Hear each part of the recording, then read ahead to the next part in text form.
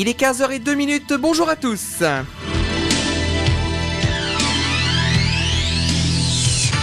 Et vous nous écoutez sur nos 3 fréquences, le 92.5 à Compiègne, le 99.1 à Soissons et le 100.9 à Noyon. Et également sur Internet, on nous écoute partout en France et dans le monde avec radiopuisalène.fr. Bienvenue dans ce rendez-vous des associations. C'est votre rendez-vous en ce vendredi 16 septembre 2016. Et c'est le rendez-vous pour présenter les associations de la région et les actions qui vous attendent dans les tout prochains jours.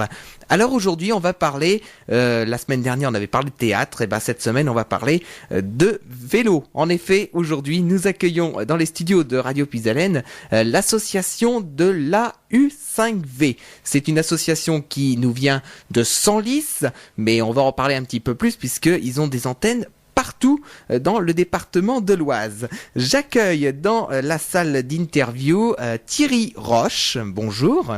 Bonjour. Et puis j'accueille, j'ai oublié votre prénom, c'est comme ça.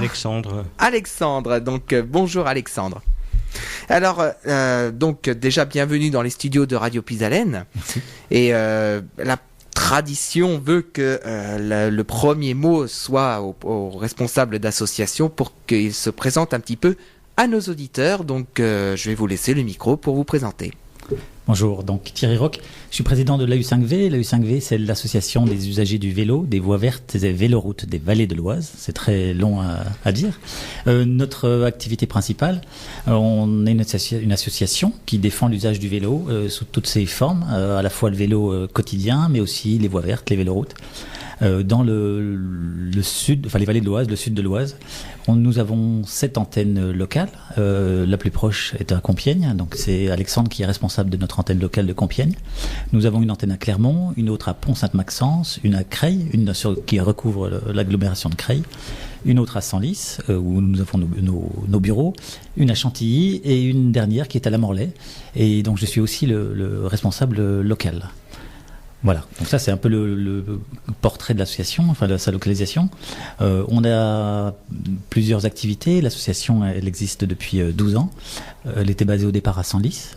Son rôle principal était effectivement de faire en sorte que le vélo se développe autour de Senlis, ce qui est assez réussi, parce qu'au bout de 12 ans à Senlis, on vient d'inaugurer une voie verte qui traverse tout le centre de Senlis, qui fait 4 km, qui permet même à des collégiens de se rendre de leur domicile jusqu'au collège à vélo, en toute sécurité, sur une voie verte. Alors ce qu'on appelle une voie verte, c'est une voie qui fait 3-4 mètres de large, sur laquelle tous les véhicules, le piéton, cavalier, mais aussi fauteuil roulant ou roller ou tout ce qu'on peut imaginer qui roule et qui n'a pas de moteur, pas de moteur thermique, est autorisé.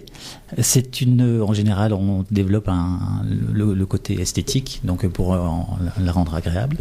Et voilà, donc ça c'est pour la voie verte de Senlis qui vient d'être inaugurée. Et puis je ne sais pas si vous êtes allé à Senlis aussi. Le centre-ville est très très aménagé, comporte beaucoup d'aménagements en faveur des cyclistes, tels que le double sens cyclable. Alors le double sens cyclable, c'est quoi ? C'est dans une rue en ville, vous avez la possibilité à vélo de prendre, dans une rue à sens unique, vous avez la possibilité de faire du vélo dans les deux sens.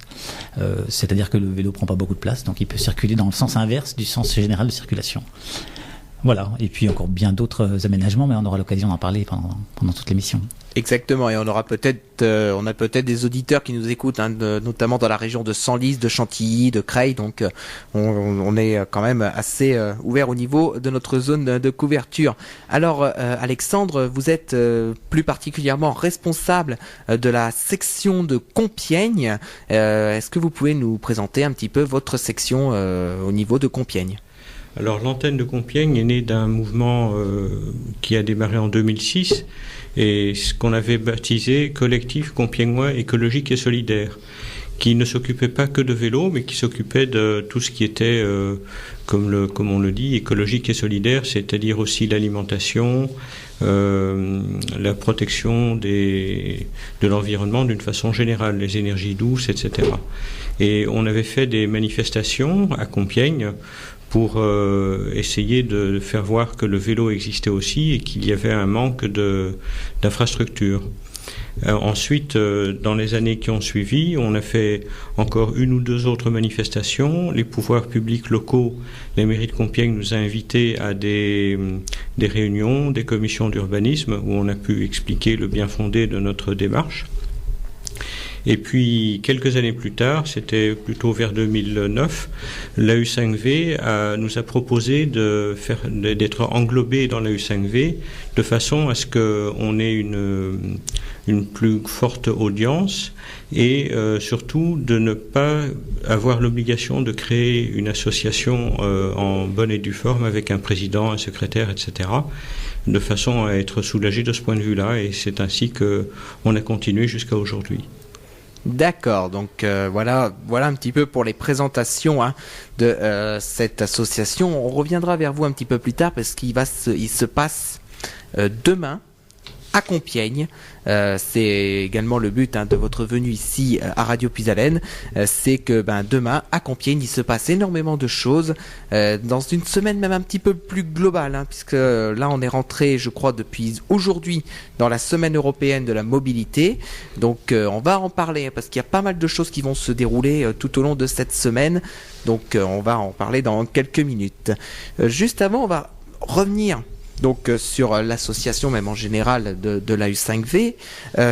Est-ce que vous pouvez nous dire le nombre d'adhérents qui est dans votre association? Parce que, comme vous nous l'avez très bien expliqué, Monsieur Roche, tout à l'heure, donc c'est quand même un collectif avec plusieurs associations basées sur plusieurs communautés d'agglomération et communautés de communes.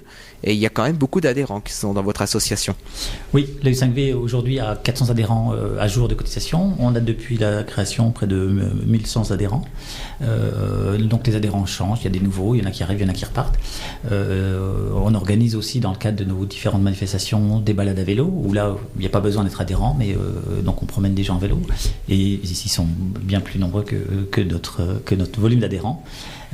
Mais ça fait partie aussi de nos activités d'organiser des balades, de faire découvrir des paysages. Voilà. Donc notre volume d'adhérents c'est 1200 adhérents en tout depuis le début. D'accord. Est-ce qu'on peut donner des informations pour nos auditeurs au niveau à peu près de la répartition? Est-ce qu'il y a plus d'adhérents dans un secteur en particulier ou... Oui, alors en fait l'association, comme elle était créée à Senlis au départ, donc c'était un peu le cœur de vie de l'association, c'était Senlis. C'est encore un endroit important puisqu'on nous y avons un bureau.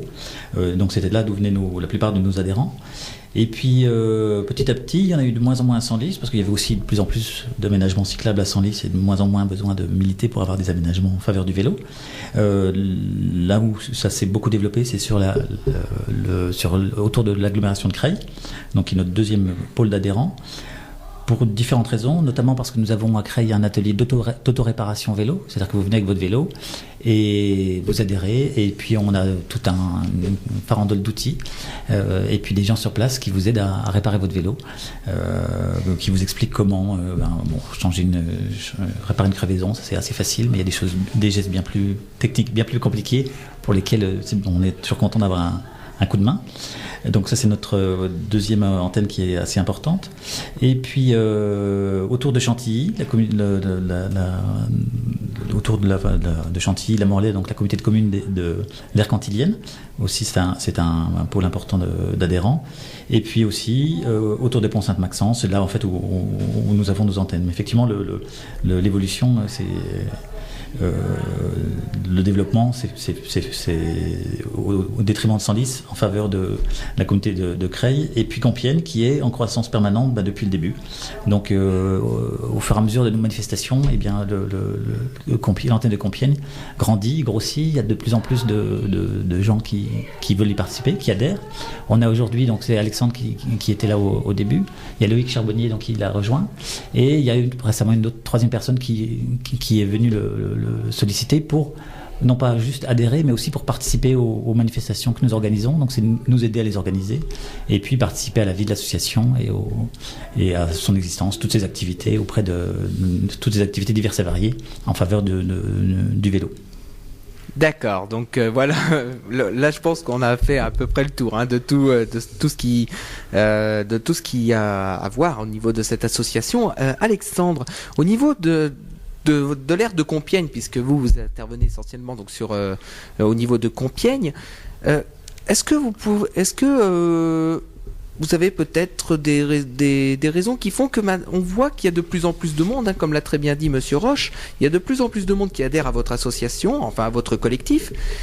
Est-ce que c'est parce qu'il y a des aménagements, par exemple, pour les vélos du côté de Compiègne ou dans la région, vers Marny, Venette ou même dans les villes à côté?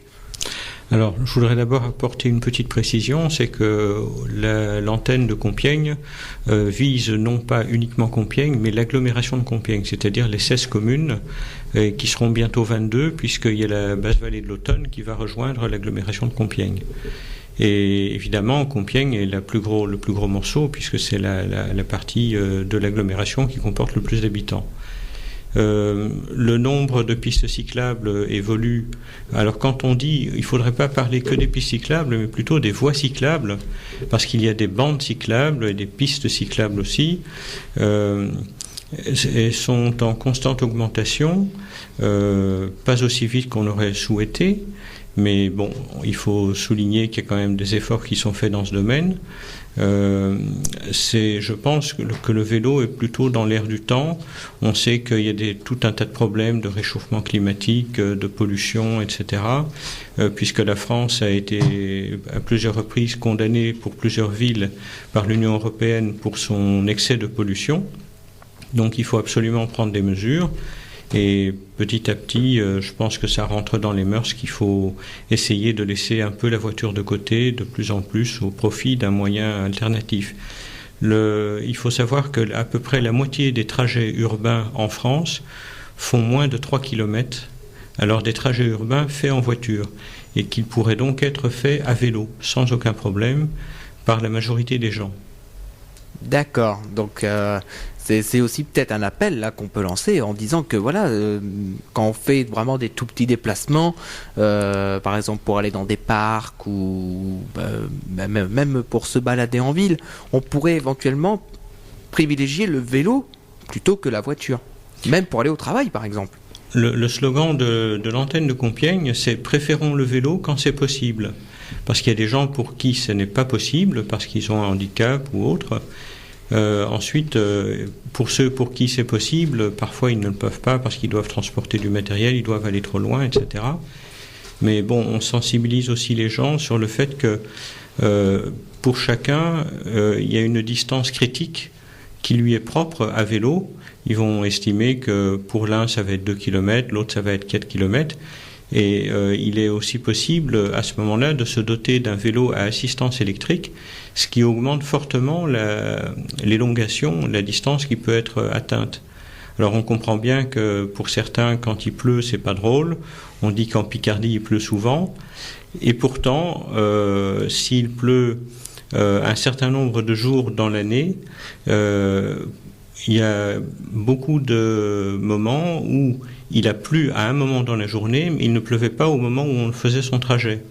Donc en réalité, il y a un mouvement qui s'appelait le Mouvement pour la défense de la bicyclette qui était à Paris, qui avait fait une étude qui montrait que en France, les trajets faits sous la pluie ne représentaient que 5% des trajets sous la pluie à vélo, parce qu'il ne pleut pas forcément quand on sort. Donc voilà, c'est vrai, mais là aujourd'hui il pleut pas, par exemple en Picardie, il fait très beau ici à Carlepont. Voilà. Donc c'est vrai que c'est vrai que là on pourrait dire allez hop, on sort les vélos et puis on fait le trajet pour aller au boulot ou pour aller ailleurs. Monsieur Roche, je vois que vous avez préparé d'autres éléments pour éventuellement un petit peu donner plus d'informations à nos auditeurs. Alors oui, j'ai emmené la propagande habituelle du défenseur du vélo. Donc la U5V fait partie d'un réseau national qui s'appelle la FUB, qui est la Fédération des usagers de la bicyclette, donc qui fonctionne en réseau avec des tas d'associations. Donc dans beaucoup de villes et dans toutes les régions de France, on retrouve des associations cyclistes, donc qui s'appellent comme la MDB par exemple à Paris. Nous c'est la U5V. Il y en a une à Beauvais qui s'appelle Vélovac. Donc on fonctionne en réseau, on partage beaucoup d'informations. Cette semaine, donc, c'est la semaine européenne de la mobilité. Donc c'est au niveau européen que s'est organisée cette manifestation. Et donc c'est aussi dans le cadre de cette manifestation qu'on a décidé qu'on s'est proposé de venir rencontrer Radio Puisalène et puis de parler un peu de nos différentes manifestations prévues dans les prochains jours. Donc la semaine européenne de la mobilité, c'est quoi ? Eh bien, c'est un programme de manifestations qui sont organisées dans les villes ou dans toutes les communes. Au niveau national, donc il y a pas mal de temps forts et pas mal d'animations. Aujourd'hui, c'est la journée nationale des vélos-écoles. Les vélos-écoles, c'est les vélos ou les écoles où on apprend à faire du vélo, mais pas que pour les enfants, aussi pour des adultes qui n'ont jamais fait de vélo ou qui n'en ont pas fait depuis très longtemps et qui ne savent pas ou qui ont peur de remonter sur un vélo. Ça, c'est une activité qu'on pratique de temps en temps, nous, à l'antenne de Creil. Samedi, c'est la journée du transport public. Donc, c'est dans ce cadre qu'une manifestation est organisée à Compiègne demain. Et puis, samedi et dimanche, c'est la journée nationale des voies vertes. Donc, c'est au niveau national, c'est la fête de toutes les voies vertes. Et dans ce cadre-là, nous, on organise une fête des voies vertes dans l'Oise, à la Neuville-en-Hez, mais on en reparlera tout à l'heure. Voilà, et ensuite la semaine prochaine, mercredi, c'est la journée nationale de la qualité de l'air. Donc on a tout un programme de manifestations dans le cadre de la semaine européenne de la mobilité. D'accord, alors on va en reparler de toutes ces manifestations et même notamment de ce qui se passera à Compiègne demain et puis également à la Neuville-en-Hez, ce sera dimanche. Alors on va faire une première pause musicale puisqu'on a déjà on a une annonce tout d'abord à passer concernant la location de notre salle Jackie Denain. Si vous êtes un groupe musical, n'hésitez pas à demander à avoir la location de cette salle Jackie Denain. Toutes les informations dans la bande-annonce qui va suivre. Et ensuite, alors vous m'avez en préparant cette interview, vous m'avez demandé si on avait des musiques qui s'accordaient avec le monde du vélo et de la bicyclette. On a ce qu'il faut puisqu'on a Yves Montand avec la bicyclette. On pouvait pas passer à côté de toute manière de cette chanson. Et puis ensuite, on écoutera Dominique Dimé avec Je vais partout avec mon vélo. Alors c'est une version qui avait été chantée avec des enfants de Genève, je crois, puisque c'est la version que j'ai trouvée en recherchant les bandes. Donc on va écouter cette version-là. On se retrouve dans un instant sur l'antenne de Radio Puisalène. Vous êtes dans le rendez-vous des associations ce vendredi après-midi et nous sommes ensemble pour parler de cette association, donc de l'AU5V qui est dans les studios ici à Radio Puisalène. À tout de suite.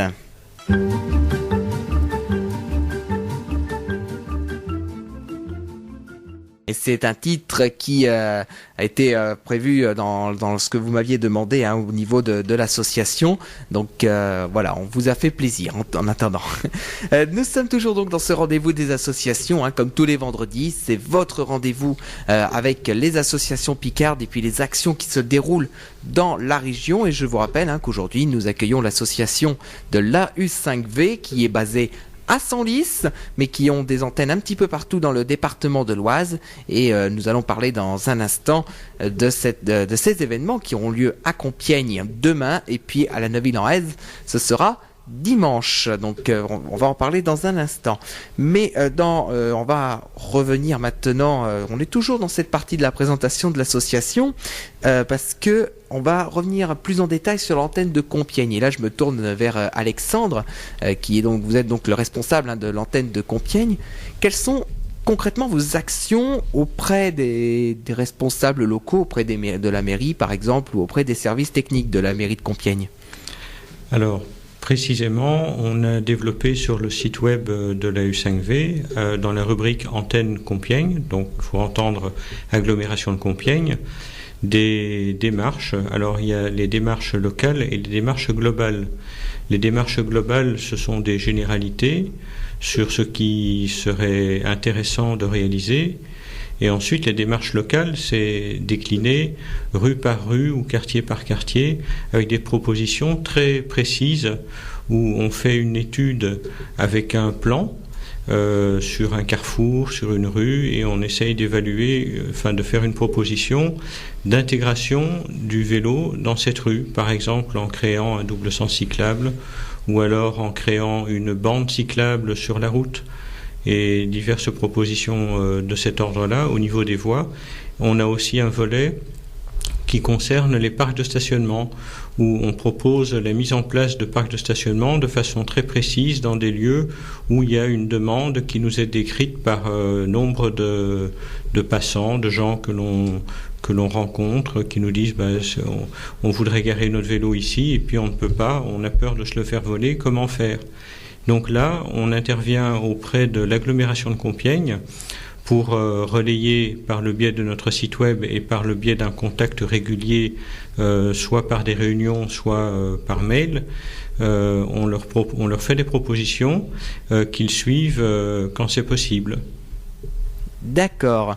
Et je suppose que sur l'antenne de Senlis, et là je me tourne vers Monsieur Roche, ça a été à peu près les mêmes démarches, c'est-à-dire d'avoir un contact régulier avec la mairie, avec les services techniques, pour justement permettre d'avoir ces aménagements. Exact. En fait, c'est un peu le travail de chaque antenne locale, c'est d'aller rencontrer régulièrement le responsable des services techniques, mais aussi les élus, pour discuter, par exemple, des réaménagements qui sont prévus dans la ville, pour faire des propositions. Alors, elles ne sont pas toujours, même je dirais presque rarement, j'ai envie de dire rarement acceptées, mais au moins de dire, regardez là, si vous pourriez, avec un peu de peinture, un petit panneau, rendre cette rue accessible aux cyclistes. Ça permettrait aux cyclistes aussi d'éviter de traverser un gros carrefour en ouvrant un double sens cyclable. Voilà, ça c'est le rôle de chaque antenne, de réaliser ce travail, en sachant que souvent les municipalités, surtout dans les petites communes, connaissent pas forcément toutes les possibilités d'aménagement, ni forcément tout le contexte réglementaire. Il y a une loi qui existe depuis 20 ans, qui s'appelle la loi LOR, qui impose dans une agglomération, dès que vous faites une modification sur la chaussée, vous faites le revêtement ou vous intervenez sur une chaussée pour la rénover, vous êtes obligé de prendre en compte de réaliser un aménagement pour les cyclistes. Donc cette loi n'est pas toujours connue, donc notre travail c'est aussi de la rappeler aux élus et de leur expliquer qu'un aménagement c'est pas forcément une voie verte à 18 millions d'euros, mais ça peut être 2 panneaux à 20 euros et un peu de peinture, et ça rend la ville plus simple aux cyclistes, ça rend aussi la ville plus agréable, parce que dans une petite commune ou dans une ville, plus il y a de gens qui se déplacent à vélo, moins les voitures vont vite en général, puisque un des rôles des aménagements, une partie des aménagements se réalise aussi pour faire ralentir la vitesse en ville, en sachant que les cyclistes se sentent plus à l'aise dans une rue limitée à 30 à l'heure qu'une rue limitée à 50, et les aménagements ne sont pas les mêmes. C'est-à-dire que dans une rue à 50, vous ne pouvez pas mélanger les cyclistes avec les voitures, donc vous êtes obligé de prévoir un aménagement spécifique qui n'est pas le même dans une voie à 30. Donc voilà, donc là il y a toutes des tas de spécifications. Ces spécifications-là, elles sont dictées par un organisme qui s'appelle le CEREMA, qui dépend du ministère de l'Environnement. C'est le centre d'études et d'expertise sur les risques de l'environnement, la mobilité et les aménagements. Donc ils éditent des guides qui sont très bien, qui expliquent au millimètre près à quoi doit ressembler une voie cyclable, c'est quoi la définition d'une voie cyclable, c'est quoi une piste cyclable. Et donc cet organisme édite des guides que nous on diffuse auprès des élus pour présenter nos propositions. On organise aussi avec cet organisme, on essaie d'organiser une conférence à peu près tous les ans dans la région, en fait, sur notre périmètre de couverture. L'année dernière, c'était à La Morlaye, au mois de mai, où on a organisé une conférence avec le CEREMA qui venait présenter aux élus de La Morlaye, mais aussi de la communauté de communes, des communes environnantes, qui venaient présenter les nouveautés réglementaires, les types d'aménagements possibles. On avait fait intervenir également le PNR, et puis une présentation aussi de la voie verte de Senlis. Donc voilà, donc ça c'est des conférences qu'on organise aussi en faveur des élus, pour les aider, les motiver, leur expliquer tous les avantages de faire quelque chose en faveur du vélo. Alors ça, c'est vrai que c'est intéressant ce que vous dites, parce que moi, par exemple, je ne savais même pas qu'il y avait une loi qui existait par rapport au fait que dès qu'il y a un aménagement de fait, il faut mettre tout de suite en place des dispositifs pour faciliter la circulation des cyclistes. Voilà. Dès la réflexion sur la réfection de la chaussée, l'aménageur doit prendre en compte le fait qu'il faut prévoir un aménagement en faveur des cyclistes. Oui, c'est une loi qui n'est pas très connue, mais qui en tant que défenseur de la bicyclette, on la connaît tous très bien. Oui, voilà. C'est sûr. Et ça concerne les agglomérations. C'est pas sur les petites routes ou la voirie nationale ou départementale. C'est surtout ça s'applique en agglomération. D'accord. Donc là, c'est vrai que là, on vient d'apprendre quelque chose quand même d'intéressant. Que effectivement, dès qu'il y a un aménagement, il faut faire un aménagement tout de suite pour les cyclistes. Voilà. C'est intéressant à le savoir quand même. Oui. Parce que moi, je pense que peut-être qu'il y a des mairies qui nous écoutent aussi. Ils disent peut-être que je le savais pas. Oui, c'est possible. Non, mais c'est vrai, moi j'ai rencontré des tas d'élus ou des services techniques qui ne connaissaient pas forcément la loi. Donc nous, on l'explique. On a aussi beaucoup de documentation, de brochures qui expliquent c'est quoi un aménagement cyclable, et on les distribue auprès des élus, des services techniques. Et c'est vrai que c'est un travail important pour chaque antenne d'aller voir ces élus, les rencontrer, expliquer, ben voilà, là on imagine bien que pour un vélo, ce serait pas mal de circuler de cette manière, donc il faudrait pouvoir mettre ça en place. Donc c'est de longs débats, de longues discussions, mais ça fait partie, c'est un des axes de travail de la U5V et de l'antenne locale, c'est de faire en sorte qu'il y ait des aménagements cyclables. Alors pourquoi des aménagements cyclables ? Parce que plus il y a d'aménagements cyclables, plus on a envie de les utiliser quand on est cycliste, et surtout on se sent plus en sécurité quand quelque chose est prévu pour les vélos, plutôt que de se retrouver lâché au milieu d'une rue sur laquelle il n'y a aucun aménagement, et on ne sait pas du tout quelle doit être la place du cycliste par rapport aux voitures, aux camions, aux bus. Alors que si c'est un peu dessiné, imagé, ça donne envie aux gens de prendre le vélo. Et puis un vélo, quelqu'un qui prend son vélo à la place de sa voiture, c'est toujours une voiture en moins. Donc ça veut dire que pour les autres voitures, c'est l'avantage, c'est qu'il y aura une voiture en moins à dépasser ou qui va encombrer la rue. Et ça circulera peut-être un petit peu plus. Voilà, et si tout le monde le fait au fur et à mesure, après on arrive avec des villes où il n'y a plus beaucoup de voitures, et forcément il y a moins de pollution, c'est mieux pour l'environnement, et ça s'appelle l'effet boule de neige, tout Exactement, simplement. Voilà. Ouais. Donc, alors, on va parler maintenant des voies vertes et des véloroutes, parce qu'il faut quand même savoir que dans le département de l'Oise, il y a quand même des aménagements qui sont faits avec ces voies vertes et puis ces véloroutes. On peut les évoquer maintenant sur notre antenne. On en est à peu près à combien de kilomètres au niveau des voies vertes et des véloroutes ? Alors c'est un peu difficile de dire en kilomètres précis combien il y en a dans l'Oise. Et voilà, j'ai pas le chiffre précis en tête. En fait, il y a plusieurs voies vertes qui traversent le département. Il y a d'ailleurs le département, le conseil départemental a édité une brochure qui s'appelle l'Oise, enfin une carte qui s'appelle l'Oise à vélo, où on voit tous les itinéraires cyclables qui existent dans le département. Il existe en fait trois voies vertes importantes qui nous concernent, qui concernent l'Oise et aussi autour de Compiègne. Dans l'Oise, il y a la Transoise. Donc ça, c'est un projet départemental qui a été décidé en 2006, donc il y a 10 ans.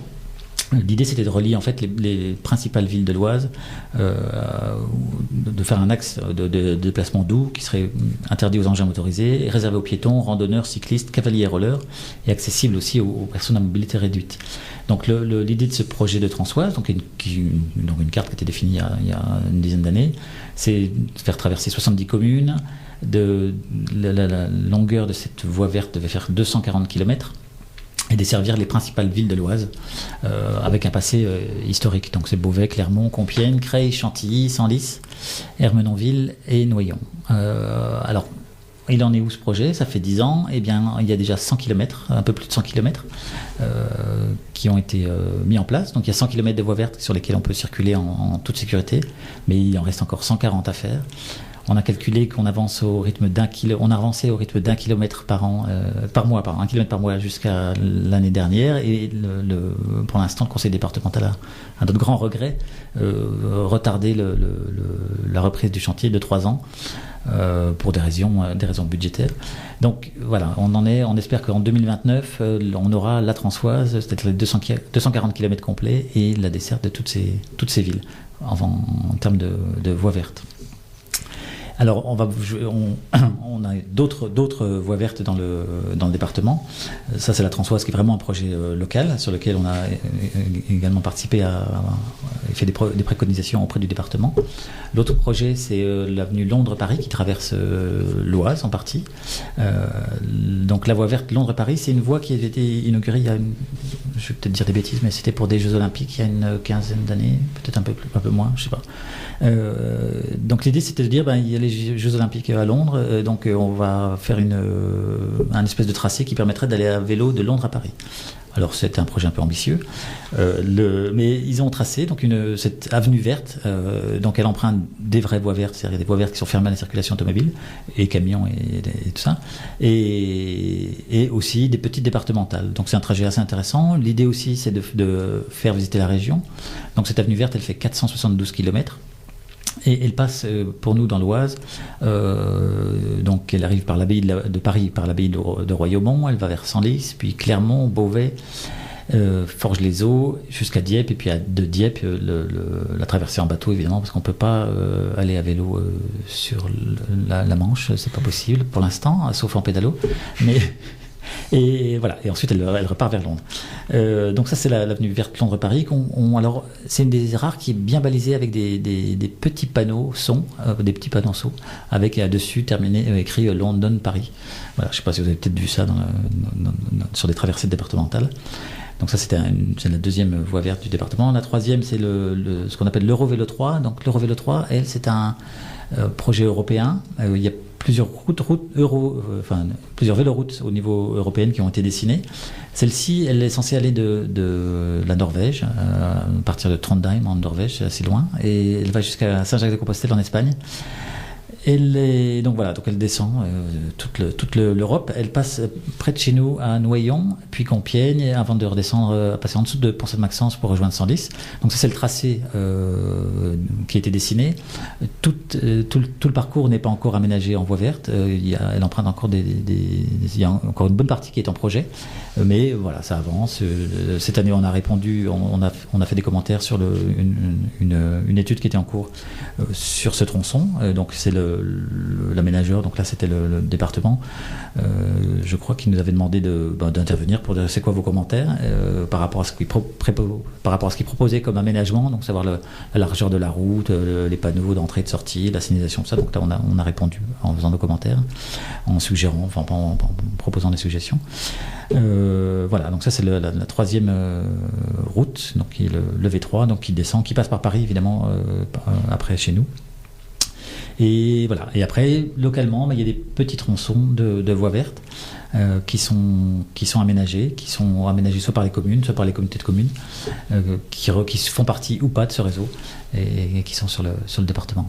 Alors je crois que l'Eurovéloroute 3, oui, je crois, se prolonge même dans le département de l'Aisne, parce qu'il me semble qu'elle doit passer par Hirson ou quelque chose Exactement. Dans ce secteur-là. Oui, elle passe par Hirson, c'est le secteur sur lequel nous avions répondu sur l'étude, oui, effectivement. Donc et après ça repart sur la Belgique. Oui. Et puis après, je sais, parce que quand je fais la route pour venir ici à Carlepont, des fois je passe par Jolzy et toute cette route, Jolzy à Tichy. À un moment, il y a une piste cyclable. Alors c'est peut-être la Transoise. C'est la Transoise, exactement. Oui, elle est balisée, on la voit sur la route. C'est la Transoise qui passe pas très loin, sur un tronçon qui lui est terminé, et voilà, qui permet de relier des communes alentours, sur une voie verte. Parce que je sais que ça va quasiment jusqu'à, ça va à Jolzy, Courtieu, après je sais pas si ça se prolonge dans le département de l'Aisne, mais comme c'est Transoise, sûrement. Oui, ça reste. Après, il y a des extensions sur d'autres projets que la Transoise, qui permettent de sillonner un peu dans la région. Alors à ce propos, sur les voies vertes, il y a donc l'AU5V fait partie du réseau national qui s'appelle l'AF3V. C'est l'association française des voies vertes et véloroutes. Et sur le site internet de l'AF3V, il y a une carte interactive avec toutes les voies vertes de France. Donc je vous invite à aller le consulter. Le site c'est af3v.org. af3v.org. Donc sur ce site, il y a une carte interactive qui donne toutes les voies vertes de France. Et puis sur le site internet de l'association de l'AU5V, donc au5v.fr, on a aussi nous une carte interactive où vous verrez les voies vertes du département, les voies vertes, oui, de la Picardie même. On va au-delà du département. C'est les voies vertes de l'ancienne Picardie. Oui. Même si on parle encore Picardie, voilà. Parce que même nous ici on parle encore de la région Picardie, même si maintenant on est regroupé dans cette nouvelle région Hauts-de-France, pour nous on est encore Picard. Et je pense que ça va prendre du temps à ce qu'on change complètement et qu'on quitte cette peau picarde et puis qu'on passe vraiment dans la peau Hauts-de-France. Oui. Alors maintenant, on va revenir sur vraiment les manifestations dans le cadre de cette semaine européenne de la mobilité, et notamment on va commencer à évoquer demain, puisque demain il y a des choses qui se passent du côté de Compiègne, avec pas mal d'animations justement qui vont avoir lieu tout au long de cette journée. Alexandre, est-ce que vous pouvez nous en dire un petit peu plus sur ce qui va se passer demain à Compiègne ? Alors sur la place de l'Hôtel de Ville, de 9h à 14h, se tiendront 3 stands. Il y en aura un qui sera animé par l'ARC, l'agglomération de la région de Compiègne, qui va promouvoir son action en termes d'infrastructures cyclables. il y en aura un qui sera tenu par Vélotique, c'est-à-dire le service de location des vélos. Alors ce service de location de vélo permet de louer un vélo à la semaine, au mois, à l'année. Il faut déposer une caution, mais je ne me rappelle plus exactement le montant, je crois que c'est 150 € que l'on récupère une fois qu'on a restitué le vélo. Et ce service fonctionne tellement bien qu'il a été décidé d'acheter une flotte complémentaire de façon à grossir le nombre de vélos en service. Et il y aura un troisième stand qui sera celui qui sera tenu par la U5V. J'y serai demain. Et à cette occasion-là, donc, on présentera l'association et on proposera à ceux qui le veulent de graver leur vélo avec un bicicode qui est une sorte d'immatriculation un numéro unique que l'on grave sur le cadre du vélo. Il ne faut pas que ce soit un cadre en carbone parce que là ça ne marche pas. Mais un vélo en acier ou en aluminium, il n'y a pas de problème. Et ce code, cette sorte d'immatriculation est mémorisé dans un serveur national qui est consulté par les services de police. Donc en cas de vol d'un vélo, le vélo la police connaît l'identité du propriétaire. Donc pour le voleur potentiel, c'est un petit peu dissuasif parce qu'il se dit que finalement, il aura du mal à revendre le vélo dès l'instant où il y a une immatriculation. Et les services de police retrouvent bien souvent des vélos et voudraient le rendre à leur propriétaire, mais ils ne savent pas à qui est le vélo. Alors que grâce à ce code, c'est beaucoup plus facile. Alors justement, on peut en parler de ce phénomène malheureusement. Est-ce que ça arrive malheureusement qu'il y ait beaucoup de vols de vélos? Parce que s'il y a eu ce système, c'est qu'à mon avis, il y a dû avoir quelque chose qui a fait que il y a eu un déclencheur, à mon avis. Au niveau national, je ne saurais pas trop dire s'il y a un phénomène déclencheur. Au niveau compiègnois, il y a un assez grand nombre de vols plutôt, au niveau de l'UTC, parce que l'UTC, les étudiants en général ne sont pas très fortunés et utilisent beaucoup le vélo, d'autant plus que l'UTC est réparti sur plusieurs sites et qu'il est plus facile d'aller d'un site à l'autre à vélo. Alors, de ce que j'ai compris, c'est qu'il y a apparemment des petits groupes de gens qui font un trafic de vélos, de vol de vélos pour les revendre, de façon à faire de l'argent facile. Alors pour se protéger de ce fléau, une bonne solution consiste à attacher son vélo à un point fixe, en attachant le cadre, si possible, et la roue arrière et la roue avant, avec un ou deux cadenas en forme de U. Tous les autres cadenas, finalement, sont plutôt à proscrire parce qu'ils ne sont pas fiables. Ils semblent costauds parfois, mais vous avez des cadenas avec des maillons assez grossiers qui sont traversés comme un collier par un câble en acier. Et en réalité, ce ne sont pas les maillons qui font la solidité, mais le câble. Et le câble, il est facile à couper avec une pince coupe-câble. Donc, ce qui prévaut, c'est le cadenas en U, le gros cadenas en U qui fait 20 ou 30 cm de long. Voilà. Et d'accrocher toujours son vélo sur un support fixe. Donc le cadre est mieux avec deux points d'attache. Le second sur la roue avant, ou attacher la roue avant avec le cadre et l'ensemble à un point fixe. C'est la raison pour laquelle on indique sur notre site et aux collectivités locales que les systèmes d'attache de vélo qui sont dits des pinces-roues, finalement, sont à proscrire parce qu'ils ne permettent pas d'attacher le cadre. Et l'agglomération de Compiègne met en place plus volontiers maintenant des tubes en U qui sont scellés dans le sol qui permettent d'attacher le cadre sans aucun problème. D'accord. Donc après, vraiment, si on peut donner un conseil pour éviter de se faire voler les vélos, c'est de bien accrocher le vélo avec ce que vous disiez, avec les cadenas en U. Voilà. Ouais. et de le faire marquer avec un marquage Bicicode, puisqu'effectivement la police connaît ce fichier, donc même si vous n'avez pas un vélo à 150 000 euros, même un vélo pas très cher, vous savez que si la police, d'abord une personne qui veut essayer de le vendre, ça va être très compliqué parce que le marquage il s'enlève pas, c'est un marquage gravé dans l'acier du cadre, et si la police tombe dessus, ils savent exactement, ils connaissent ce fichier. C'est un fichier national et ils savent très bien aller récupérer l'information des coordonnées du propriétaire du vélo.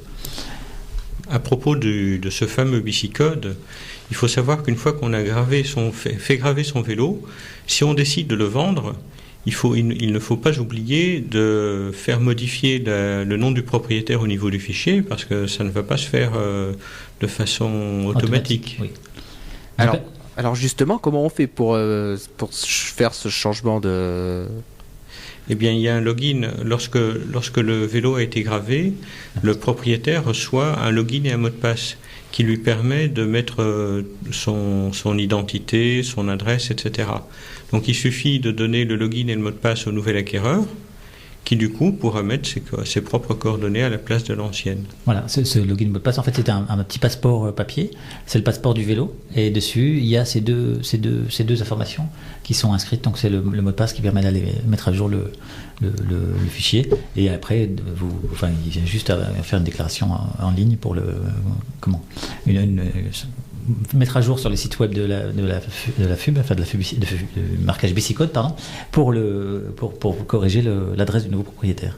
Voilà, ce que je voulais juste ajouter aussi, c'est sur le marquage de main. Donc, comme ce serait un peu facile en tant que voleur de faire marquer un vélo, pour que vous puissiez faire marquer votre vélo, il faut venir avec une facture qui justifie, une facture et une pièce d'identité qui justifie que vous êtes bien le propriétaire du vélo que vous voulez faire marquer. Sinon, ce serait un peu facile. Ça serait trop facile, oui, effectivement. Et puis, c'est vrai que pour revenir sur ce système de marquage, en fait, c'est un petit peu comme les cartes grises de voiture. C'est-à-dire que quand on change de propriétaire, il y a une déclaration à faire. Voilà, c'est la même chose. Voilà, c'est pareil. Ouais. Voilà. Je voudrais apporter une petite précision qui est en rapport avec ce qui a été dit auparavant à propos des cartes qui permettent de connaître les voies cyclables. Il y a aussi une autre possibilité qui intervient au niveau global, au niveau mondial, c'est le système OpenStreetMap. Alors, vous avez les cartes Google, Map Google, qui permettent de voir le monde entier, les routes, les chemins, etc. Mais vous n'avez qu'une seule dalle, en fait. Vous voyez tout d'un seul tenant et vous ne voyez pas forcément les pistes cyclables. Alors que sur le site OpenStreetMap, qui est un projet associatif, et non pas un projet privé comme Google, vous avez la possibilité de choisir ce qu'on appelle les dalles. Donc vous avez la dalle standard, où vous voyez la carte routière habituelle, mais vous pouvez aussi choisir la dalle des transports collectifs, et là vous verrez précisément en surbrillance les transports collectifs, les lignes de bus, de train, etc. Mais vous pouvez aussi choisir la carte des vélos, des pistes cyclables. Et là, vous voyez toutes les pistes cyclables du monde. C'est ainsi que si vous dézoomez au niveau de la France, vous dézoomez pour voir plutôt l'Europe en intégrant la Belgique, les Pays-Bas, l'Allemagne, etc., vous verrez que donc les pistes cyclables sont dessinées en bleu, et on voit que si on fait un trait horizontal sur la carte à peu près à hauteur de Bruxelles, tout ce qui est au nord de Bruxelles est très bleu, et tout ce qui est au sud ne l'est vraiment pas beaucoup. Donc on a quand même encore une belle marge de progression en France. Et puis c'est vrai qu'on peut prendre des exemples comme par exemple les Pays-Bas, où les Pays-Bas, ils ont vraiment beaucoup de pistes, et c'est vraiment un pays de vélo, mais il faut aller se rendre compte, par exemple dans des villes comme Amsterdam ou Rotterdam, où là c'est carrément des secteurs entiers où il n'y a aucune circulation automobile, et puis c'est que des vélos. Et quand on est en France, par exemple, c'est beaucoup plus compliqué pour les vélos. Et puis c'est plus le royaume de la voiture. Alors les collectivités locales nous disent souvent, oui, mais la Hollande, évidemment, c'est un pays plat. Alors la France n'est certes pas un pays plat, mais il y a quand même beaucoup de zones qui sont plates en France. Si on prend par exemple l'agglomération de Compiègne, il y a bien quelques dénivelés, mais entre ces dénivelés, il y a quand même pas mal de zones planes. Et d'ailleurs, les dénivelés, si on a un vélo à assistance électrique, ça n'est plus vraiment forcément un gros problème. Alors, les Pays-Bas, en fait, sont un pays où le vélo est très développé. Ça a démarré il y a 40 ou 50 ans, Mais auparavant, les Pays-Bas étaient un pays où c'était le tout voiture comme en France. Et ce qui a été un phénomène déclencheur, c'était le nombre affolant d'accidents routiers mettant en cause des enfants. Et les Hollandais se sont révoltés contre leur politique et leur ont demandé de changer radicalement la situation de façon à ce qu'il n'y ait plus d'enfants blessés ou tués. Et c'est ainsi que les Pays-Bas sont devenus un pays tout vélo. Au départ, ce n'était pas le cas du tout. Donc il y a encore une politique vraiment où on peut encore faire en sorte qu'il y ait plus de vélos en France. Tout à fait. Alors, ce que je vous propose, c'est qu'on va faire une deuxième pause musicale, hein, donc dans cette émission du rendez-vous des associations à 15h52. Tout d'abord, on va écouter une petite bande-annonce, hein, puisqu'on va écouter la bande-annonce de la marche de Noyon, puisque nous sommes partenaires avec la Fédération française de cardiologie et le Club Info et Santé, qui vous propose donc des marches nordiques à Noyon. Donc voilà, c'est l'occasion encore de faire du sport. Et puis ensuite, on écoutera Queen, encore un titre que vous avez demandé avec Bicycle. Alors j'ai une partie du titre seulement, c'est Bicycle, et la deuxième partie, elle s'affiche pas sur notre Virtual DJ, sur notre ordinateur. Enfin, c'est un titre que vous aviez demandé, hein. Et puis ensuite, c'est Jean Berriac avec Le Petit Vélo. Merci de nous rejoindre sur Radio Puisalène. Vous êtes dans le rendez-vous des associations en ce vendredi après-midi. On se retrouve dans un instant. À tout de suite. Bicycle, bicycle. Bon après-midi à tous, il est 16h.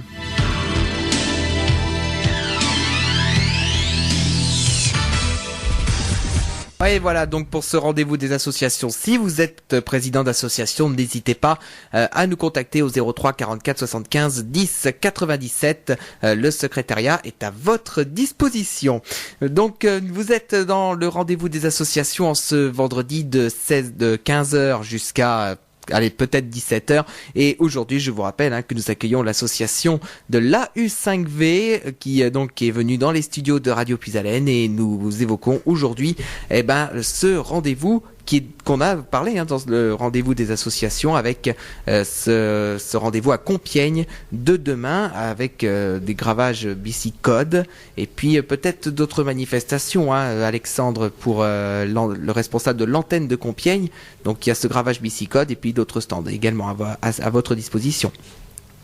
Oui, donc les trois stands, celui de la U5V, celui de Vélotique pour la location de vélos faite par l'agglomération de Compiègne, et le stand de l'Arc qui présente donc l'agglomération de la région de Compiègne, qui présente son infrastructure cyclable, qui comprend les voies cyclables et les parcs de stationnement sécurisés pour les vélos. D'accord. Alors, on en avait parlé en antenne. Vous me disiez que l'aménagement des pistes cyclables et puis les aménagements même de façon générale pour les cyclistes, ça contribue non seulement à la sécurité des cyclistes, mais aussi à la sécurité de tous. Voilà, donc au niveau de nos démarches où on propose des améliorations dans le mode des voies cyclables et des parcs de stationnement, évidemment on ne pense pas qu'à la sécurité du cycliste. C'est une vision globale dans laquelle on intègre la sécurité également des piétons, la sécurité des personnes à mobilité réduite, et évidemment aussi la sécurité de l'automobiliste, parce qu'il faut éviter qu'il soit pris au dépourvu parce qu'une piste cyclable ou une voie cyclable serait, mal pensée et présenter finalement un danger pour l'automobiliste également. En sachant que malgré tout, en cas de collision, le plus vulnérable reste le cycliste ou le piéton, et non pas l'automobiliste, parce que la seule carrosserie du cycliste, c'est sa peau. Donc c'est quand même pas facile. Et justement, est-ce qu'on peut évoquer, là je me tourne vers Monsieur Roche, est-ce qu'on peut évoquer le nombre de tués sur la route par rapport à la catégorie des cyclistes? Parce que j'ai vu certains graphiques, ça baisse, mais c'est quand même beaucoup trop important, quoi. Alors, donc les chiffres font souvent un peu peur, mais ce que promeut l'association, c'est la diminution de la vitesse. Pourquoi ? Parce que dans 60% des accidents mortels des piétons, il n'y a pas de manœuvre d'urgence du conducteur, c'est un conducteur qui arrive trop vite. Un choc mortel à 40 km/h et il y a beaucoup plus de risques, il y a 2 fois plus de risques par rapport au même choc à 30 km, si la voiture roule à 30 km/h. Après, les vélos, alors on n'a pas de statistiques précises, enfin on a des statistiques au niveau français ou sur des grandes agglomérations. La tendance, c'est plutôt à la baisse du nombre d'accidents, enfin le nombre de tués sur la route à vélo. On est en France à 147 vélos en 2013, alors qu'en 1960, il y avait à peu près 900 tués sur la route à vélo. Et alors on pense souvent que c'est en ville le plus dangereux, mais en fait pas du tout. La plupart des accidents graves ou des accidents mortels pour les cyclistes, c'est sur des routes départementales et souvent à la tombée de la nuit. Et là souvent le cycliste se rend pas bien compte qu'il n'est pas du tout visible, et c'est pour ça qu'il y a une loi qui impose pour les cyclistes qui roulent hors agglomération la nuit d'avoir un gilet jaune, ça c'est obligatoire. Et surtout ce qui est très important, c'est d'avoir un éclairage suffisant, un éclairage à l'avant, un éclairage à l'arrière pour éviter ces accidents. Voilà, en gros sur le côté dangereux du dangereux à vélo. Après, il y a d'autres types d'accidents que ces accidents sur des routes départementales, sur des petites routes la nuit. Il y a à peu près 20% des accidents pour les cyclistes, c'est une portière. Voilà, je prends quelqu'un ou un automobiliste ouvre une portière sans regarder, et le vélo se tape la portière. Ça arrive à tout le monde. C'est pour ça aussi qu'on rappelle aux cyclistes de faire très attention aux portières, de garder toujours une distance d'au moins de plus de 50 cm des portières de voiture. Et il y a aussi une législation en termes de distance entre les vélos et les voitures. En ville, les voitures doivent se tenir à 1 mètre des cyclistes, ne pas se rapprocher de plus d'1 mètre, et hors agglomération, garder une distance d'1,50 m. Alors à ce propos, justement, souvent il y a beaucoup d'automobilistes. Moi je suis aussi automobiliste, je ne fais pas que du vélo dans la vie, il faut avoir plusieurs moyens de locomotion, mais je prends le moyen de locomotion le plus adapté au trajet que j'ai besoin de faire. Il y a eu un aménagement, donc, alors au niveau national, la réglementation évolue. Depuis 2014, il y a un coordinateur interministériel pour le développement de l'usage du vélo qui est mis en place. Ça a été, c'est un poste qui existe depuis 2006, pas 2014. Et donc ce coordinateur interministériel, il est en charge il a mis en place un plan d'action pour les mobilités actives. Donc là, c'est pas que le vélo, parce que nous, on parle beaucoup vélo, mais on travaille aussi, surtout, sur les mobilités actives. Donc les mobilités actives, c'est, alors un terme un peu pompeux, pour ne parler que des déplacements qui sont actifs. On est actif de sa mobilité, on se déplace avec ses pieds, avec ses jambes, ou avec ses mains, ou quand on est en fauteuil.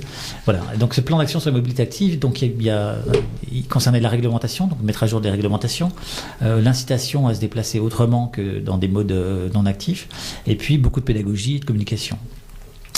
Voilà, ce plan, le premier plan s'est terminé en 2015. Dans la partie réglementation, il y a, par exemple, un article qui n'est pas très connu, qui dit que pour les véhicules qui doublent, quand vous êtes en voiture, vous doublez un cycliste, vous êtes autorisé à chevaucher la ligne blanche, c'est-à-dire que vous pouvez franchir la ligne blanche, alors que quand on a passé le permis de conduire, on nous a dit que c'est un mur infranchissable. Et bien donc cette législation a changé. Quand vous doublez un cycliste, vous avez le droit de chevaucher, c'est-à-dire que vous avez le droit vos roues de gauche ont le droit de franchir cette ligne blanche sur sur route et sur agglomération pour dépasser un cycliste, et pour respecter le fait de ne pas s'approcher d'1,50 m du cycliste hors agglomération. Voilà, donc ça fait partie du plan d'action pour les mobilités actives, c'est-à-dire que c'est des réglementations qui permettent une meilleure insertion entre les différents meilleurs fonctionnements des différents modes de déplacement que sont la voiture et le vélo. Donc ça c'est un exemple.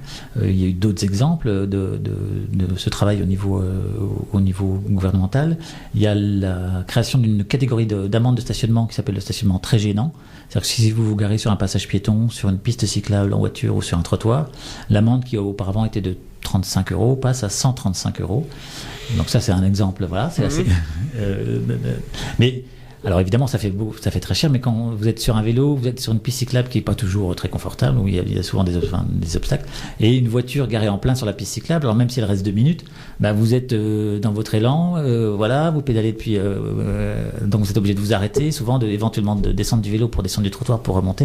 Voilà, vous perdez du temps, de l'énergie, puis vous êtes très agacé parce qu'une voiture vous gêne et gêne tous les usagers de la piste cyclable. Il faut préciser dans ce cadre-là que lorsqu'une piste cyclable existe, le cycliste a l'obligation de l'emprunter.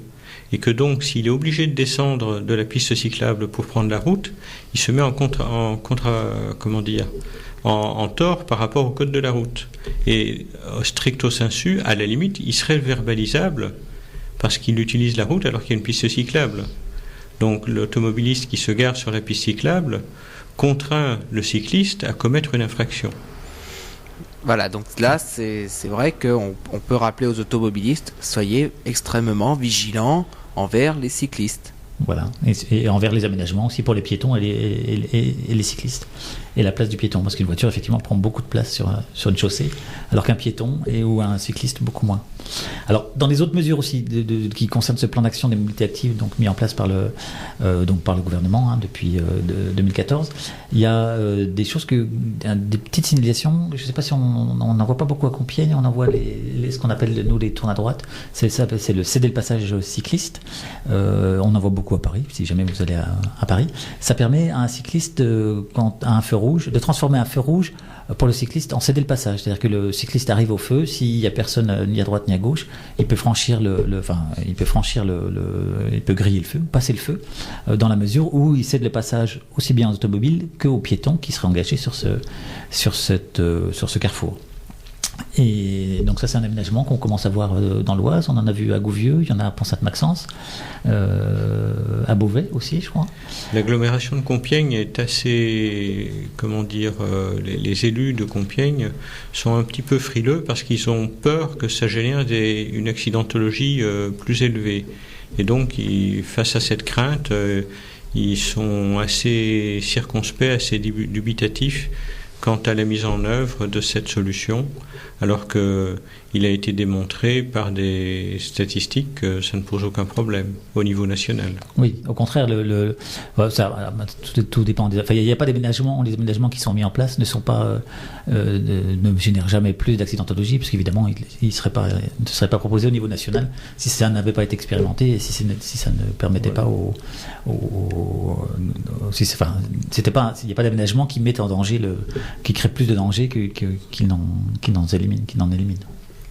C'est ce qui a fait, par exemple, sur l'agglomération de Compiègne, lorsque le décret est paru, je crois que c'était en 2010, sur les doubles sens cyclables, ce décret disait que toutes les rues qui étaient en sens unique automobile et qui étaient limitées à 30 km/h devenaient de facto des rues à double sens cyclable, qu'il y ait mise en place de signalisation spécifique ou pas. L'idéal étant de mettre une signalisation spécifique pour sensibiliser l'automobiliste au fait qu'il risquait de rencontrer un cycliste dans l'autre sens. Alors, face à ce décret, la municipalité de Compiègne a sorti un arrêté qui allait contre ce décret du double sens cyclable. Les municipalités ont la possibilité de déroger au double sens cyclable par arrêté. Et donc, si mes souvenirs sont bons, il y avait 18 rues qui étaient concernées. Et en fait, ça consistait pour la municipalité de Compiègne à interdire tout simplement le double sens cyclable partout où le décret l'aurait permis. Maintenant, ça c'était en 2010. J'ai cru comprendre que la situation était en train d'évoluer et que les élus seraient probablement plus favorables au déblocage de ces rues par rapport au double sens cyclable progressivement. Donc voilà, après on revient un petit peu toujours à cette volonté des municipalités vraiment de faire en sorte de faciliter la circulation au niveau des cyclistes. Oui. On revient toujours sur cet aspect-là. Et donc un frein important, c'est la crainte d'une augmentation de l'accidentologie. Mais si on se fie aux statistiques nationales, il n'y a vraiment pas de raison de s'inquiéter. D'accord. Et il y a beaucoup de communes ou même de villes qui ont adopté ces aménagements cyclables, et il n'y en a aucune qui a constaté que c'était dangereux. Parce que parfois ça fait un peu peur de dire dans une ville où il n'y a pas de double sens cyclable, de le mettre en place. C'est-à-dire que quand on est automobiliste ou piéton, on se dit mais alors ça veut dire que les vélos ils vont rouler dans le sens interdit, et ce sera autorisé par la loi, mais... Et donc ça fait très peur, alors qu'en fait c'est très rassurant pour le cycliste, d'une part parce qu'il voit la voiture en face, et il y a beaucoup d'accidents de vélo qui se passent avec une voiture qui arrive par derrière et qui renverse le cycliste.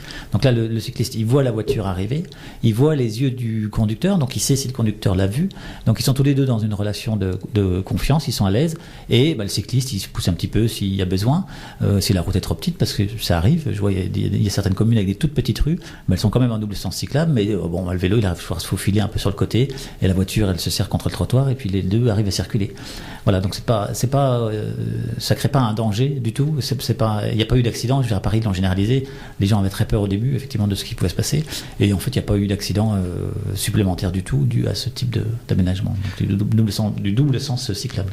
La raison de l'existence de ce double sens cyclable est liée au fait que les rues sont souvent suffisamment étroites pour ne pas permettre de circulation dans les deux sens pour les voitures, et donc vous avez un schéma de circulation, un plan de circulation automobile dans les villes qui sont surtout dans les centres historiques, qui font que vous avez des sens uniques partout, et donc un cycliste qui voudrait aller d'un point A à un point B ne le peut pas. Il faudrait qu'il emprunte une rue qui est en sens unique dans le mauvais sens pour lui. Il serait obligé de faire le tour du pâté de maison, alors qu'il pourrait avoir sinon, avec un double sens cyclable, un accès direct à son point de rendez-vous.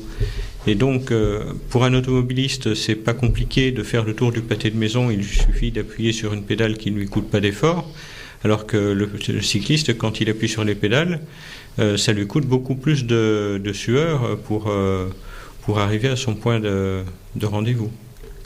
D'accord. Alors, ce que je vous propose, c'est qu'on va s'interrompre juste quelques secondes, puisqu'on va écouter une musique, et puis on va faire également une petite bande-annonce, parce qu'on va parler d'un événement chez nous qui va avoir lieu le 29 octobre prochain. C'est le Grand Boulevard des Talents. Vous l'aviez demandé, chers amis auditeurs, lors de notre spectacle du mois de juin. Eh ben, on l'a fait pour vous. Ce sera le 29 octobre prochain. Ce sera dans la salle Jacques Hidenin, et vous pouvez vous inscrire dès maintenant. Et ensuite, on écoutera Simon Collier, un artiste du Nord, qui nous interprète son titre. Le titre s'appelle Ma Bio Vélo. Alors c'est en ch'ti, donc c'est vraiment en ch'ti cette chanson. On se retrouve dans un instant pour la suite de ce rendez-vous des associations, qui va nous emmener sûrement jusqu'à 17h pour faire la liaison après avec notre animateur Martial, qui je crois doit être sur la route à cette heure-ci. Donc peut-être qu'il nous écoute. Non, je pense pas, il doit être en voiture, je pense. Je pense qu'il est en voiture, Martial. On se retrouve dans un instant, à tout de suite. Toute la musique que j'aime est sur Radio Puisalène. Simon Collier sur l'antenne de Radio Puisalène avec Ma Bio Vélo. C'est un chanteur du Nord, qu'on a l'habitude de recevoir ici dans les studios de Radio Puisalène, notamment en compagnie de Mado. On retrouve tout de suite l'association que nous accueillons aujourd'hui, c'est l'AU5V, qui nous vient de Senlis, et on parle des manifestations de ce week-end, notamment à Compiègne demain, et puis également à la Neuville-en-Hez, c'est dimanche, donc avec encore pas mal de choses qui vous attendent. Justement, on va pouvoir parler un petit peu de cet événement à la Neuville-en-Hez. C'est donc ce dimanche, et que propose justement l'association de la U5V pour cette manifestation? Alors, dans la U5V, il y a aussi les voies vertes, et on ne fait pas que du militantisme ou des actions avec les élus ou les mairies pour mettre en place des aménagements cyclables, mais on organise aussi des balades à vélo, des fêtes du vélo, donc il y a au moins une fête du vélo par an, et la fête des voies vertes, donc qui s'inscrit donc dans la semaine de la mobilité européenne, c'est dimanche, et donc tous les ans on organise une fête du vélo. L'année dernière c'était à la Chapelle-aux-Pots, cette année c'est à la Neuville-en-Hez, donc la Neuville-en-Hez c'est entre Clermont et Beauvais.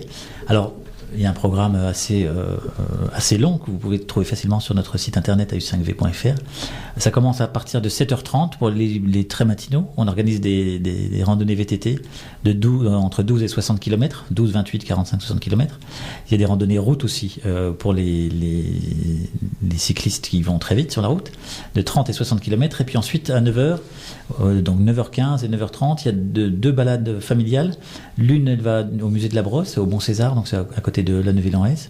C'est une balade qui fait à peu près 30 km. Alors ça a l'air beaucoup comme ça, mais c'est une balade familiale. On sera revenu à midi en roulant tranquillement avec des adultes, des enfants.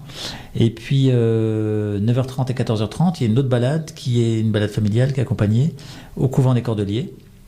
Et donc, toutes ces balades sont encadrées par des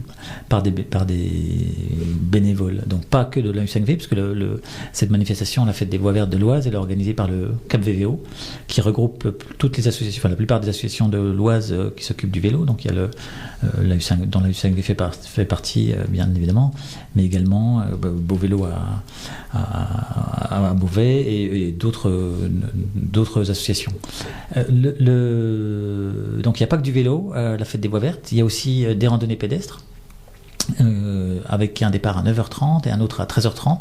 Donc là, c'est une balade en forêt de Hesse d'à peu près 10 km qui va nous permettre de découvrir le massif forestier autour de la Neuville-en-Hez, avec un retour par la voie verte. Parce que la fête des voies vertes, en fait, pourquoi elle se passe à la Neuville-en-Hez, c'est parce que la Transoise traverse la ville de la Neuville-en-Hez. Donc voilà, donc randonnée pédestre 9h30, 13h30, 9h15 il y a un départ de la forêt oise à Bailleul-sur-Terrain qui permet de faire venir pique-niquer à la Neuville-en-Hez. Il y a également des balades pour tous, alors donc qui sont accessibles aux personnes à mobilité réduite avec un guide nature et siffleur d'oiseaux, des balades à cheval le matin et l'après-midi donc une promenade sur une boucle d'à peu près 15 km. Et de la restauration, il est possible également, sur place il y aura de la restauration, il y aura de la musique, quelques animations pour les enfants, pour les petits et les moins grands, une exposition d'artistes. Il y a un apéritif qui est offert à 12h30 par le collectif des associations. Et vous pourrez emprunter un vélo gratuitement sur place. Donc nous mettons en place un système de prêt de vélo. Alors il vaut mieux réserver pour le vélo si jamais vous êtes très très nombreux à venir. Je vais vous donner le numéro de téléphone que vous trouverez aussi sur notre site internet, le 03 44 78 95 43. Je vous redonne 03 44 78 95 43 ou sur le site internet au5v.fr. Sur la partie fête des voies vertes, vous trouverez le numéro de téléphone à contacter si vous voulez réserver un vélo. Voilà, ça c'est un peu l'idée du programme de la fête des voies vertes à la Neuville-en-Hez. L'année dernière à la Chapelle-aux-Pots, on a reçu, il y avait eu beaucoup de monde qui était venu à cette fête du vélo. Il y avait à peu près 850 personnes sur la journée, des cyclistes, et c'était aussi l'occasion de parler des voies vertes et de l'intérêt économique des voies vertes pour le département ou pour la ville et commune. Alors, je vais parler un peu de la Chapelle-aux-Pots, puisqu'on y était l'année dernière, on en a beaucoup parlé. C'est une voie verte qui a été inaugurée il y a juste un an. Il y a à peu près 500 personnes par jour qui empruntent cette voie verte, 400 vélos. Il y a énormément de touristes étrangers, à tel point qu'il y a un restaurant qui va ouvrir à la Chapelle-aux-Pots, sur cette voie verte, qui relie Beauvais avec la ferrière les ferrières en Bray. Voilà. Donc là, la voie verte de la Transoise qui passe à Neuville-en-Hez est aussi assez fréquentée par les touristes, parce qu'elle fait partie de l'avenue verte Londres-Paris. Et donc, nous vous ferons découvrir tout dimanche, donc de 9h à 17h, cette magnifique voie verte avec des balades et des tas d'animations. Voilà. Alors si jamais vous n'avez pas eu l'occasion de prendre les numéros, ne vous inquiétez pas, vous pouvez appeler également le secrétariat de Radio Puisalène et on vous redonnera toutes ces informations sans problème. Si vous n'avez pas eu l'occasion de prendre les informations, vous appelez le secrétariat, il y a encore, le secrétariat sera encore ouvert demain, donc n'hésitez pas à appeler et puis je vous redonnerai toutes ces informations avec un immense plaisir. Je pense qu'on a fait à peu près le tour, à moins que je crois que vous vouliez parler de l'observatoire, il me semble. Oui, alors en dehors alors juste un petit tour à propos des balades. On travaille aussi, la U5V, avec le parc naturel régional de l'Oise Pays de France. On a dessiné avec eux, avec le parc, 4 boucles cyclables que vous pourrez consulter sur notre site internet. Donc c'est des cheminements dans le parc naturel que vous pouvez faire à vélo ou à pied. Enfin, c'est surtout fait dessiné pour les faire à vélo sur la journée. Il y a dans la maison du PNR, vous pourrez trouver ces itinéraires, ces cartes. Alors aujourd'hui, ils ne sont pas encore balisés, c'est-à-dire qu'il n'y a pas de ce qu'on appelle du jalonnage, il n'y a pas d'affiche ou pas de panneau, donc il faut être un peu soit regarder la carte de très près, soit prendre un GPS pour les suivre. Mais le jalonnement est prévu par le PNR, c'est en cours sur un des circuits, et on espère que dans les mois, les années à venir, ce jalonnement sera terminé. Voilà, donc ça c'est les itinéraires cyclables qu'on propose sur notre site avec le PNR. Il y a aussi d'autres itinéraires cyclables qu'on va trouver sur le site de la U5V, u5v.fr.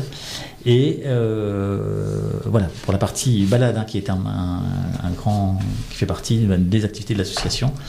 Je voulais juste faire alors peut-être certains d'entre vous ont entendu parler du prix qu'a reçu la ville de Pont-Sainte-Maxence l'année dernière, qui s'appelle le Guidon d'Or, c'est-à-dire que le réseau national de la Fédération des usagers de la bicyclette a sélectionné la ville de Pont-Sainte-Maxence pour dire félicitations à la ville pour ses actions en faveur du développement du vélo.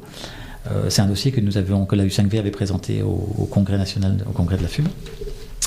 Et alors pourquoi Pont-Sainte-Maxence ? Pont-Sainte-Maxence, en fait, elle a 36% de voiries aménagées, c'est-à-dire que sur 36% de ses routes, il y a un aménagement en faveur des mobilités actives.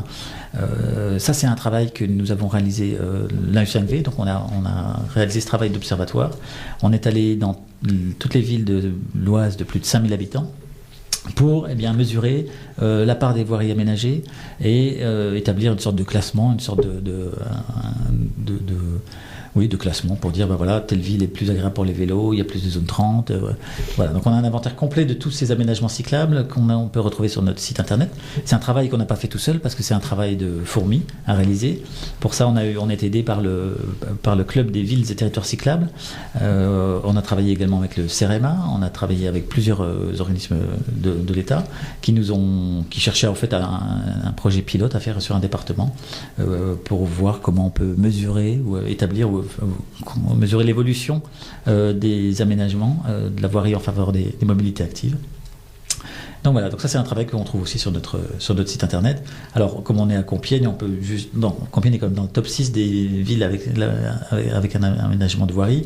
Il y a à peu près 13% de voirie qui est aménagée en faveur des mobilités actives à Compiègne, contre donc 36% pour Pont-Sainte-Maxence.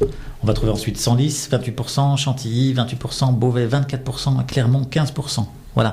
Alors tout ce classement, vous pouvez le trouver sur notre site internet.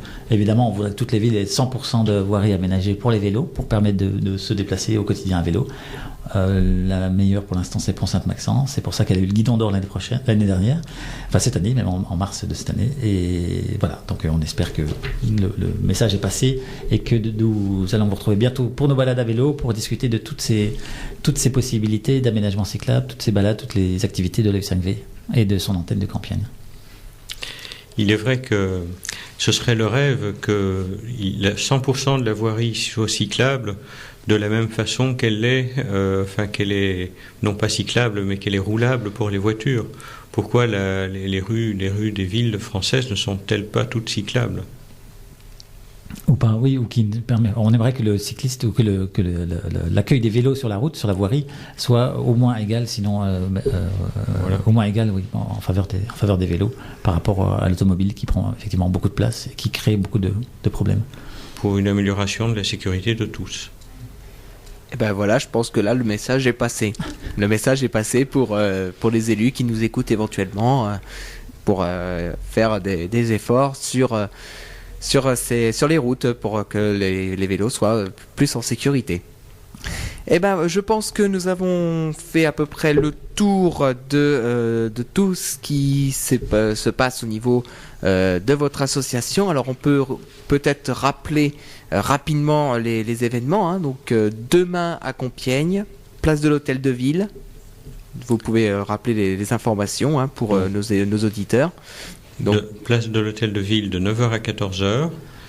La présentation de 3 stands, un par l'agglomération de la région de Compiègne pour les infrastructures cyclables, un par Vélotique, le service de location de vélos, et un par l'AE5V qui présente son action et qui propose le gravage des cadres de vélo.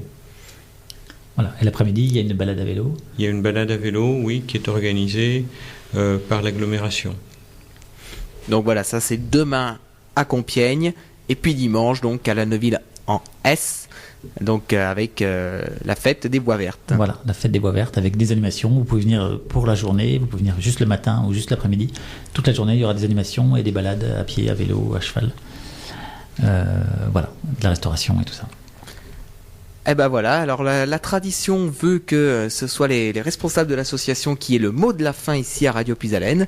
Donc je vous laisse le mot de la fin pour clôturer ce rendez-vous des associations. Merci en tout cas de nous avoir reçus. On espère bien vous rencontrer vos auditeurs sur les voies vertes de l'Oise et sur des vélos, où c'est beaucoup plus facile de discuter quand on est à 2 vélos qu'à 2 voitures sur une chaussée. N'hésitez pas à consulter le site de l'AE5V, c'est une mine d'or en termes d'information pour la mobilité active. Eh ben voilà, là on a fait le tour. En tout cas, merci beaucoup Monsieur Roche d'être venu dans les studios de Radio Puisalène ici à Carlepont. Merci Alexandre. Donc je rappelle que vous êtes responsable de l'antenne de Compiègne, et Monsieur Roche, donc vous êtes président de l'AE5V et responsable de l'antenne de La Morlaix. Exactement. Et n'oubliez pas que cette interview est à retrouver sur notre page YouTube de Radio Puisalène d'ici 2-3 jours, le temps de faire le montage. Et vous retrouverez cette interview sur notre page YouTube avec pas mal de choses également qui sont arrivées ces derniers jours. Donc on a vraiment mis beaucoup d'interviews. On a fait l'interview d'Aria, c'était mercredi. On a fait l'interview également alors c'était jeudi avec Jean-Jacques Delaforge. Il y a eu beaucoup de choses qui se sont passées. Vous retrouvez tout sur notre page YouTube Radio Puisalène. Et puis pour la U5V, si vous n'avez pas eu l'occasion de prendre toutes les infos, dans le message des associations, l'annonce tourne encore. Donc vous pourrez avoir toutes les informations, en tout cas pour Compiègne, demain. Merci beaucoup en tout cas de nous avoir suivis. Je vous rappelle que dans un petit peu plus de 20 minutes maintenant, c'est Martial qui va prendre le relais avec Souvenirs et Accordéon. C'est votre rendez-vous du vendredi soir jusqu'à 20h. Puis c'est Hervé qui sera avec vous de 21h jusqu'à minuit pour Puisalène Trans. Demain, il y a l'émission de voyance à partir de 10h en compagnie de Rudy.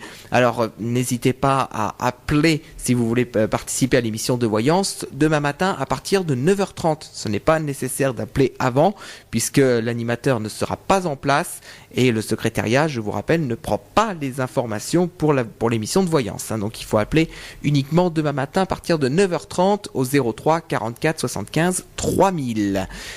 Et puis ensuite à midi vous retrouverez Alexandre avec Geek Attitude avec Ophéline également. Donc un très beau programme en perspective. Et puis dimanche, le réveil musette avec Martial dès 8h. Et puis les dédicaces de 10h à 12h avec cette semaine aux dédicaces Florian et Claude. Et puis j'en profite également pour dire à ceux qui iront demain au Futuroscope. Et oui, parce que demain, Radio Puisalène partira au Futuroscope. Donc, je leur souhaite, au nom de toute l'équipe, d'avant, je leur souhaite un agréable voyage. Je leur souhaite un agréable week-end parce qu'ils partent demain matin à 4h du matin. Donc, on n'aura peut-être pas l'occasion de se recroiser. Donc, je leur souhaite d'avance un agréable voyage en espérant qu'ils ont le beau temps de leur côté. Et puis, ce week-end, il y a les journées du patrimoine également. Donc, l'occasion de découvrir le patrimoine de la région. N'hésitez pas. Et avec le vélo, c'est plus simple de découvrir le patrimoine. Ça, c'est sûr. Merci beaucoup en tout cas de nous avoir suivis. Bon après-midi sur l'antenne de Radio Puisalène. On va se quitter avec Jodassin, la complainte de l'heure de pointe. À Paris, à vélo, on dépasse les autos. Et en vélo, c'est vrai que c'est plus facile de dépasser les autos. Voilà. Merci en tout cas de nous avoir suivis et très bon après-midi sur l'antenne de Radio Puisalène. Un souffle neuf dans vos oreilles.